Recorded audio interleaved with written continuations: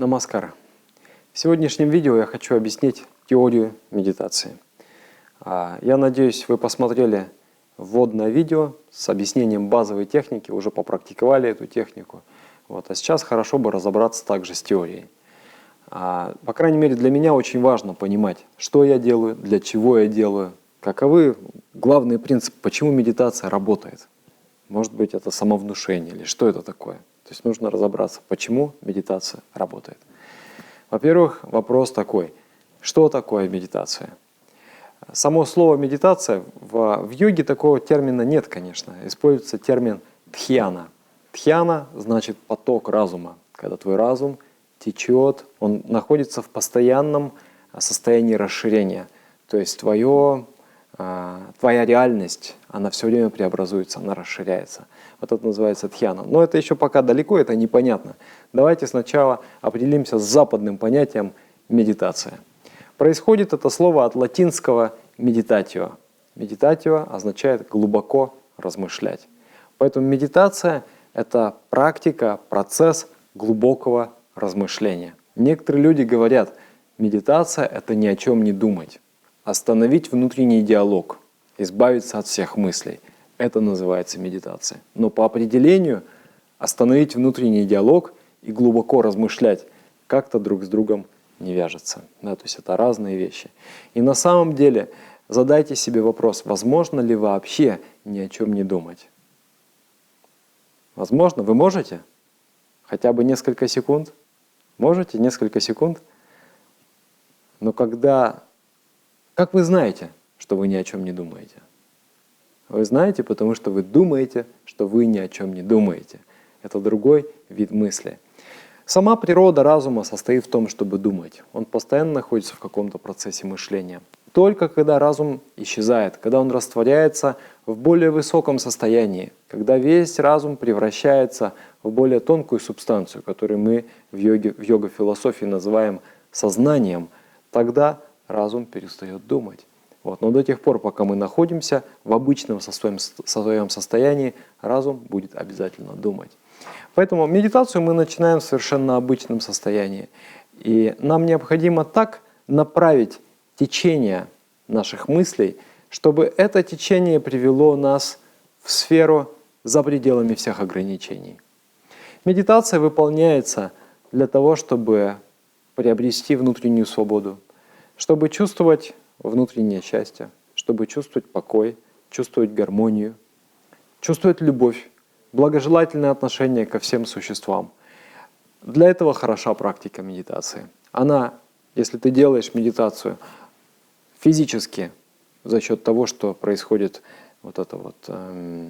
психосоматическое оздоровление, физически ты становишься более подобранным, у тебя лучше здоровье появляется, психически ты становишься сильнее, и духовно ты становишься возвышенным. Для этого делается медитация. Каков главный принцип медитации? Этот закон психологии, когда мы понимаем, наша жизнь никогда не будет прежней. Все меняется абсолютно. Этот закон – это то, что освобождает наш ум. И при помощи этого закона мы можем самостоятельно формировать траекторию своего развития. А закон такой. Вслушайтесь сейчас прям внимательно, впитайте это очень-очень глубоко. О чем ты думаешь, тем ты и становишься. О чем ты думаешь, тем ты и становишься. Это значит, что твои мысли формируют тебя. Твой характер, качество твоей души, они обусловлены теми объектами, над которыми ты размышляешь. Мы постоянно размышляем. Некоторые объекты считаются грубыми, тяжелыми. Некоторые объекты являются тонкими. И если ты думаешь о чем-то грубом, негативное мышление, то вся твоя внутренняя сфера, вся твоя душа становится очень тяжелой, тягостной. Это проявляется за счет чего?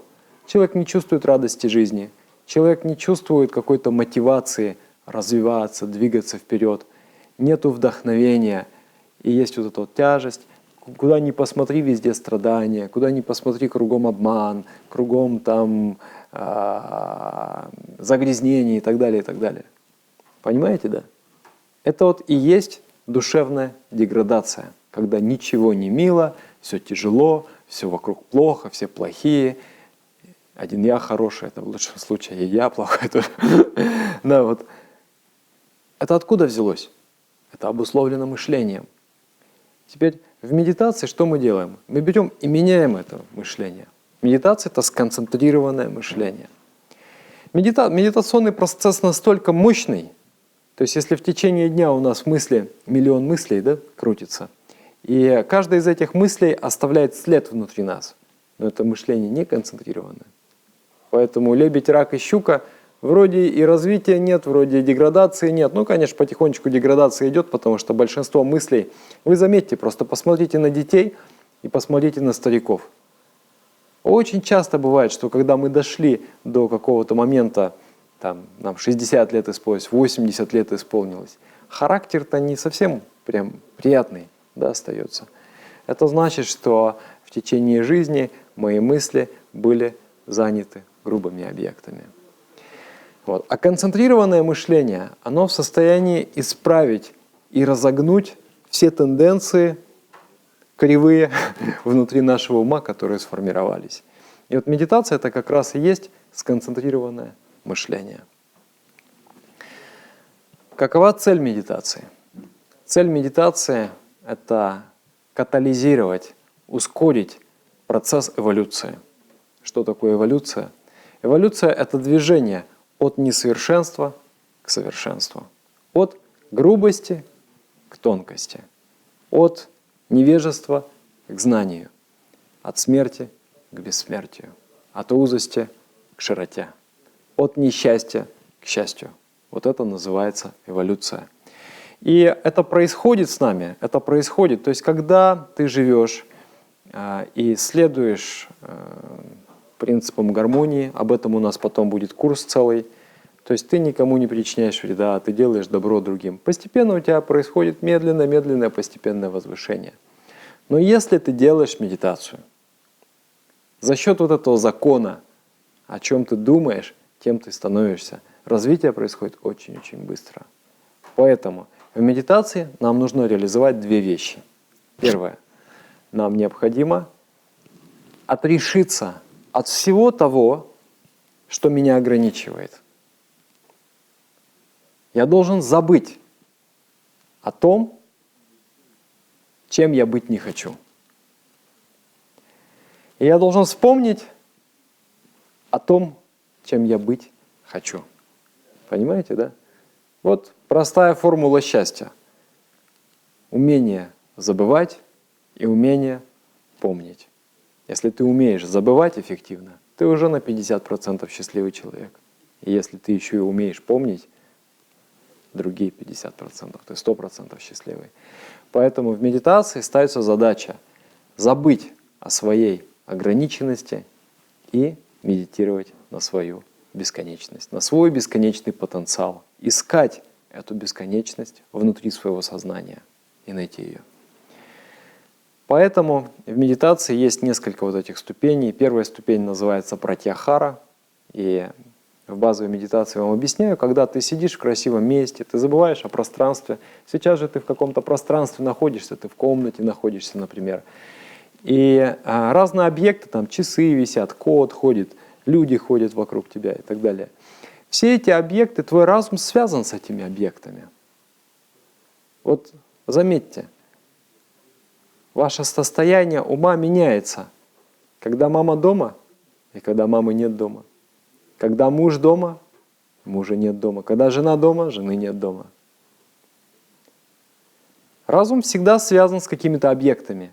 И так как он связан с этими объектами, он меняется под воздействием этих объектов. Даже само пространство, ты сидишь в горах, или ты сидишь у озера, или ты сидишь на свалке, ты сидишь в парке, ты сидишь в пустыне. Понимаете, да? Есть разница в состоянии. И вот то, что мы хотим добиться, обычно мы сидим в своих квартирах, у нас кругом куча всяких разных объектов. То, чего мы хотим добиться, мы хотим нивелировать влияние объектов на наше сознание, освободить сознание от этих ограниченных объектов, отключить наше внимание от внешнего мира. Поэтому мы используем воображение, череду вот этих вот визуализаций, о которых я вам говорил в базовой практике. Потом мы используем дыхание для того, чтобы забыть и о теле также. Да, когда ты концентрируешься на дыхании, ты забываешь, что там у тебя в коленях, в спине и так далее. Тело перестает тебя обусловливать, потому что ведь старый, я молодой, красивый, некрасивый, это все порождает разные состояния ума. Ты отключаешься от тела, ты становишься свободен от тела. И в тебе вот я заметил такую вещь, что когда люди начинают практиковать медитацию, из-за того, что происходит освобождение ума, даже временное освобождение ума от внешних объектов и от тела, в них появляется определенная внутренняя свобода. И вот эта вот радость и счастье, когда ты чувствуешь свободу, вот внутри тебя какая-то творческая искра возникла, и ты свободен выразить ее. Ты не боишься, ты не стыдишься, ты не стесняешься. Так просто не взять и не преодолеть эти комплексы. То есть с ними нужно воевать. Вот. Но когда ты делаешь медитацию, так как привязанность твоего разума уменьшается к внешним объектам, к своему телу, у тебя какая-то внутренняя спонтанность появляется. Вы заметите это в себе. Вот.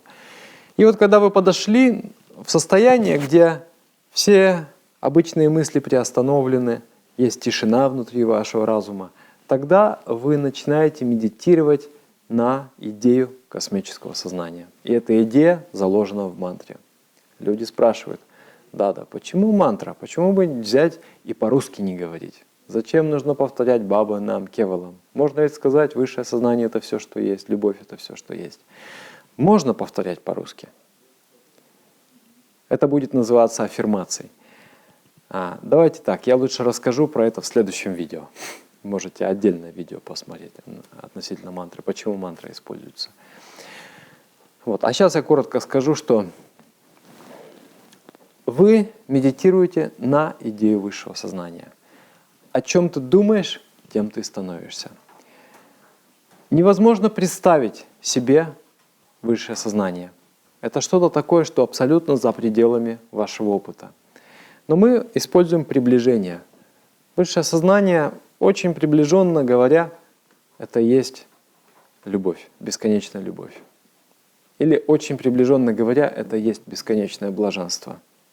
Или абсолютный покой. И вы пытаетесь понять, как это любить. Да, я любил когда-то. Как это любить? Любить, быть любимым. Я люблю весь этот мир любит меня. Я вообще исчезаю. Остается только любовь. Как это? Дай-ка я это пойму. Дай-ка я это постигну.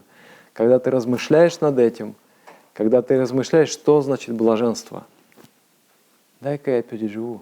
Ничего нет, кроме блаженства.